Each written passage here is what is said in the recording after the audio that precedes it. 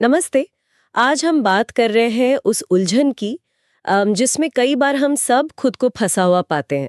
हाँ, वो फैसला लेने में होने वाली हिचकिचाहट। बिल्कुल, जिसे अंग्रेजी में डिसीजन पैरालिसिस कहते हैं। हाँ। और इसके लिए हमारे पास एक दिलचस्प स्रोत भी है। निर्णय लें, जीवन बदलें, निर्णय पक्षाघात का समाधान। जी।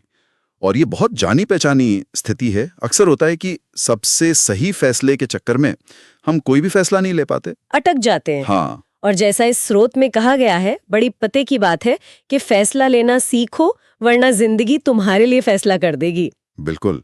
तो चलिए आज इसी स्रोत के सहारे इस हिचकिचाहट को समझते हैं, इसकी तह तक जाते हैं और देखते हैं कि इससे बाहर कैसे निकला जाए। जरूर। तो सबसे पहले ये समझना होगा कि ये डिसीजन पैरालिसिस आखिर है क्या। हाँ, ये होता क्या है?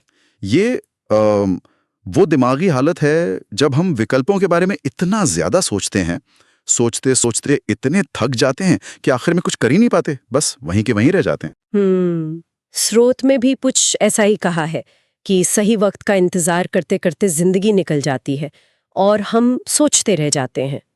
पर ऐसा होता क्यों है? क्या वजह है इसकी? देखिए, इसके पीछे ना कई कारण हो सकते हैं।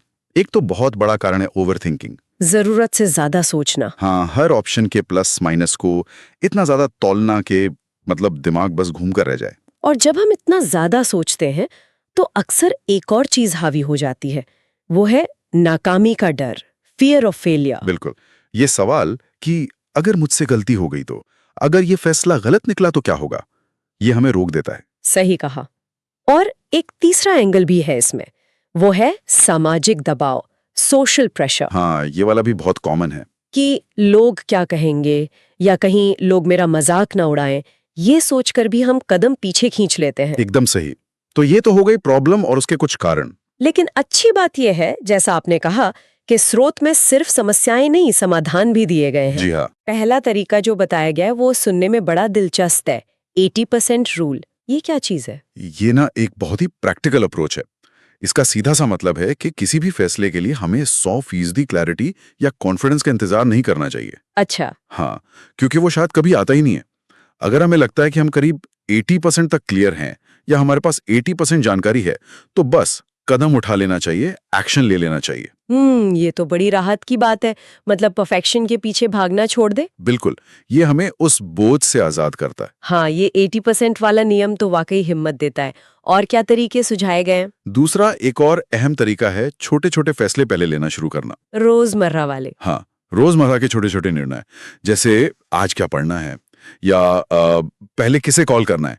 इन छोटे फैसलों को बिना टाले तुरंत लेने की आदत डालनी चाहिए। इससे क्या होता है? इससे हमारी वो जो निर्णय लेने की मांसपेशी है ना, जिसे डिसीजन मसल कह सकते हैं, वो धीरे धीरे मजबूत होती है, ट्रेन होती है। अच्छा। और यहीं पर शायद वो बात आती है जो स्रोत में लिखी है, कि जो रोज छोटे फैसले लेता है वही धीरे धीरे अपनी जिंदगी का असली नेता बनता है। बिल्कुल, यही छोटे कदम हमें अपनी लाइफ का कंट्रोल वापस देते हैं। और इसी से जुड़ी एक और गहरी बात स्रोत हमें याद दिलाता है, वो ये कि ये समझना बहुत जरूरी है कि फैसला न लेना भी अपने आप में एक फैसला है। ओह हाँ, not deciding is also a decision. ये बात तो सोचने वाली है। जी।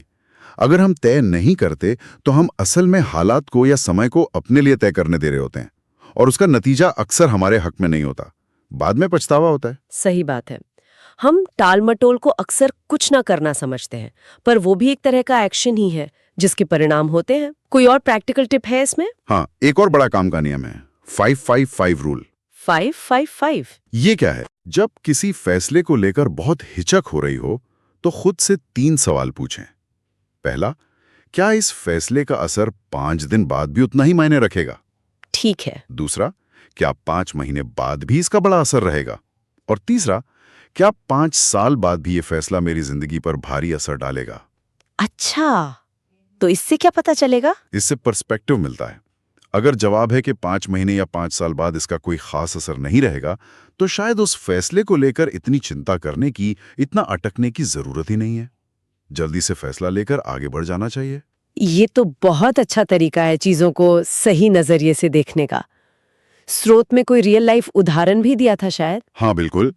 एक व्यक्ति का जिक्र है जिसने YouTube चैनल शुरू करने के बारे में करीब 2 साल तक सिर्फ सोचा। 2 साल? हाँ, बस सोचता रहा कि सही टॉपिक क्या होगा, सही तरीका क्या होगा, वीडियो कैसे बनाऊंगा वगैरह वगैरह।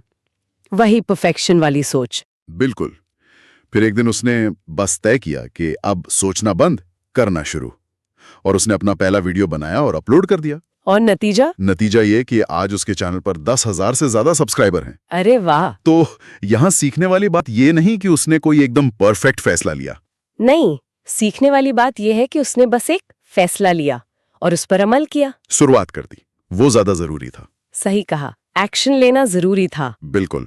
और यही इस पूरी चर्चा का आप कह सकते हैं कि निचोड़ है। स्रोत हमें यही समझाने की कोशिश करता है कि निर्णय लेने में देरी करने का मतलब है कि हम अपनी जिंदगी की ड्राइविंग सीट पर किसी और को बैठने दे रहे हैं, चाहे वो वक्त हो या हालात। और कंट्रोल अपने हाथ से जाने दे रहे हैं। और जैसा स्रोत में वो लाइन थी कि जो इंसान रोज छोटे छोटे निर्णय लेता है वही धीरे धीरे अपनी जिंदगी का असली नेता बनता है। एकदम। नियंत्रण अपने हाथ में लेना ही होगा, छोटे कदमों से ही सही। तो आज की इस बातचीत को समाप्त करते हुए स्रोत से ही प्रेरित एक विचार है जो शायद श्रोताओं को सोचने पे मजबूर करे। जी। वो ये कि फैसला लेने में देरी मत करो, क्योंकि वक्त फैसला कर लेगा कि तुम्हें पीछे छोड़ना है। बहुत खूब। और इसी सोच के साथ एक सवाल भी छोड़ा जा सकता है सबके लिए। हाँ बिल्कुल, कि आज या अभी ऐसा कौन सा छोटा मगर जरूरी फैसला है जिसे अब तक टाला जा रहा था और जिसे शायद आज ही लिया जा सकता है। सोचने वाली बात है।